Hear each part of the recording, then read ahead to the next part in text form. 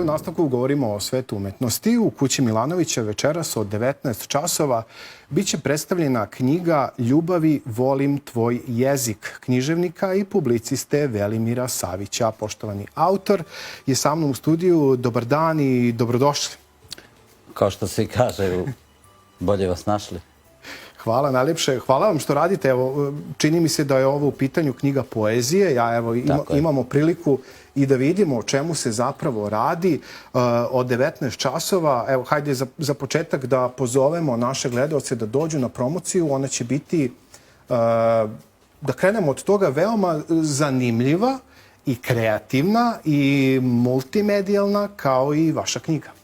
Da, ja vjerujem da skoro neće biti viđena takva promocija. Naravno, knjiga koju sam radio 10 godina daje takvu mogućnost. U knjizi se nalaze 44 QR-a. Dakle, pored toga što se nalaze ti QR-ovi, urađeni su čitavi filmovi u čemu su mi pomagali moji prijatelji. Ja moram da kažem šta je specifično za ovu knjigu, da je tu knjigu radilo 100 ljudi iz čitavog svijeta. Dakle, ja nisam bio sebičan. Sve sam ranije svoje knjige radio sam. I ilustracije, i prelamao sam ih i sve to. Međutim, ovaj put sam odlučio da to podijelim sa čitavim svijetom. Pozvao sam umjetnike iz čitavog svijeta, odazvali se neki koji će našim gledalcima biti poznati. Recimo, Ana Rucner je dala svoje Labudovo jezero za ovu knjigu, to je odsvirala, ljudi mogu da gledaju Anu Rucner kako svira Labudovo jezero. Dakle, Marina Arsenijević, naša najčuvenija zapravo pijanistkinja, koja živi u Njujorku, dala je dio svoje kompozicije Tesne rapsodije, ona je recitovala u knjizi, ona je zapravo i domaćica knjige i mnoge slavne i poznate ličnosti. A eto, od ovih naših Banjalučana tu je i Marija Šestić. Tu ima nekoliko slikara je radilo. Dakle, ima 5 pijanistkinja je ovdje.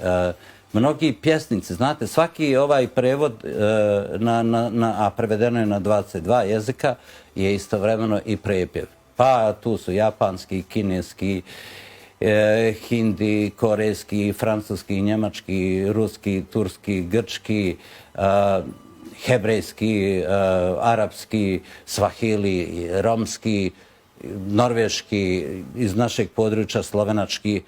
Pa mogli bi ovu knjigu poslati Melaniji. Ona bi mogla da je čita, ona govori nekoliko jezika, ima maternji jezik. Da, zašto da ne? S obzirom da vaša knjiga govori o ljubavi, mi zaista verujemo u to da nas Melanija voli, tako da što da ne, to je samo, a ljubav je ono što nam najviše treba. Bar djeli tako, ali mi nismo rekli koja je Melanija, svi znamo koja je Melanija. I to je čar tog imena. Da, dobro. Dakle, govorite o ljubavi, ljubav je ono što nam najviše treba. Knjiga obiluje pesmama, obiluje sjajnim ilustracijama, obiluje QR kodovima i audio zapisima, 22 strana jezika. Ja sam negde pročitao ili pogledao da je vaš odlazak u Kinu pokrenuo tu vašu inspiraciju da ovo bude multimedijalno delo. Ja sam bio savršeno iznenađen prošlim gostovanjem kod vas, kod gospodina Bojana Sandića, bio je to dobar razgovor. Ja nisam vjerovao da je 12.000 ljudi pogledalo taj prilog. Bilo mi interesantno jer recimo glumac Milan Karlinić je imao 3.000 pregleda. Ljude je to zainteresovalo, a ja znam otprilike i zašto. Pomenuli ste ljubav, pa bez ljubavi zaista ne bi bilo života. Znate onu dalmatinsku, da nije ljubavi ne bi svita bilo. Ali to je jedna savršena istina. Ta ljubav nas održava. Prema tome, ovo jeste knjiga o ljubavi, ovo jeste ljubavna poezija i tu je preko 80 pjesama, a mogu vam reći da bi se iz svake od tih pjesama mogao da napravi scenario za jedan ljubavni film. Pjesme su jako slikovite, ne samo što su filmovane. Pitali ste me za Kinu, da. Ne govorim dobro engleski, govorio sam njemački, došao sam u Kinu, bio sam jedini Evropljanin, tu je bio sam u grupi sa Latinoamerikancima. I jednostavno kad čovjeku oduzmete moć govora, iz te nemoći se rodila moć. Rodila se strašna moć koju ima ova knjiga, jer ona prevazilazi granice poezije. Znate zašto? Zato što ta knjiga stalno raste. Sad ću vam nešto pokazati. Dakle, nakon ove knjige, ja sad pišem o svom romanu, svom ocu, završio sam ga, pregledam ga još, moj otac ima 95 godina. I to je živo bogatstvo jednog života. Svaki čovjek koji na ovim prostorima doživi toliko godina, on je zapravo istinski umjetnik. Budući da to tako radim i da sad radim oko te proze, stvorile se situacije da sam ja napisao 4-5 pjesama, jer poezija je jednostavno ponekad moranje. Prosto te natjera situacija da iskažeš neku svoju emociju. I te pjesme su ostale kao siročiće. Međutim, šta sam se sjetio? Sjetio sam se da u štampanu knjigu, a mislim da se toga niko nije sjetio, ubacim tih 5 pjesama. I to je to što je najnovije. Evo, ja ću vam sad pokazati. Kupite u knjižari naljepnice. One kao za teglo ili za fascikle. I pošto knjiga ima svoj YouTube kanal, snimio sam videa, a pošto su to linkovi, napravio sam QR i sad ovih 5 pjesama sam stavio na ove naljepnice. Neki od naših gledalaca će dobiti ovu knjigu danas. Ja ću mu ostaviti ovdje ovih 5 naljepnica. U vašem primjerku knjige sam već zalijepio. Znači, čovjek može da personalizuje knjigu. Da bilo gdje, na bilo koje mjesto u knjizi, zalijepi to. Hvala vam, evo ja ću samo napomenuti, zamoliti režiju da ispiše broj telefona, da neko od naših poštovanih gledalaca može da nazove i da dobije vašu cenu. Bilo bi mi zadovoljstvo na kraju knjige i imaju te adrese i mailovi i naziv kanala na koji se može pogledati, tako da neka se javi nekim pismom da čujem kakav je utisak u knjizi koji je, ja se nadam da će biti gledatelj. A za svakog umetnika je, čini mi se, važno da dobije taj, što kažu Englezi, feedback. Čak i ljudi koji su ravnodušni prema ovoj knjizi koji pokazuju ravnodušnost, na taj način iskazuju da su neravnodušni. Zato što je to jedan oblik glume. Vi ne možete prema ovome biti indiferentni. Ma niko nije prema ljubavi indiferentan. Pa pogledajte naziva. Sad ću vam reći. Niko nije ostao indiferentan na ovaj naziv. Pitao sam 100 žena kako vam se sviđa. Sve su odgovorile sjajan je.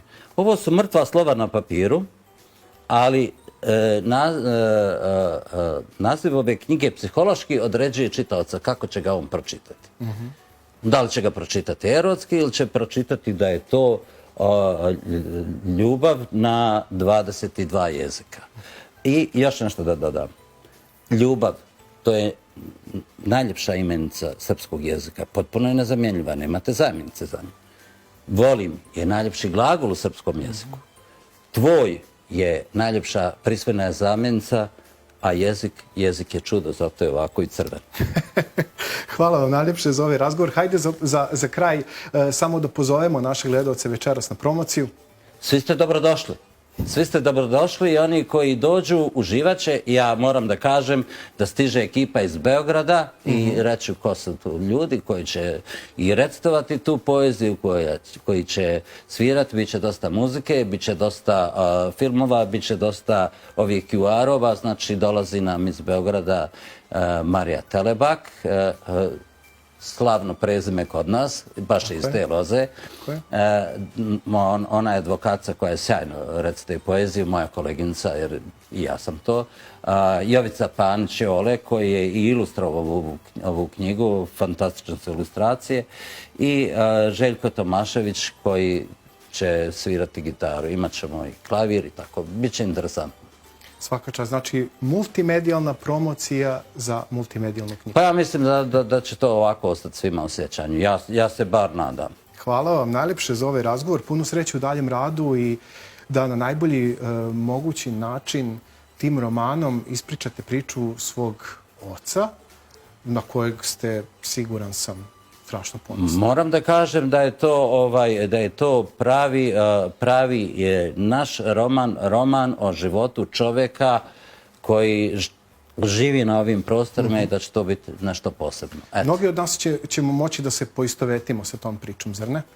Pa mislim da svaki čovjek u sebi nosi roman. Za početak, moj otac je čuvao Džemala Bijeća, ali eto, nije bio u onom avionu kad je Džemal Bijeć pao sa avionom, on je bio predsjednik Vlade.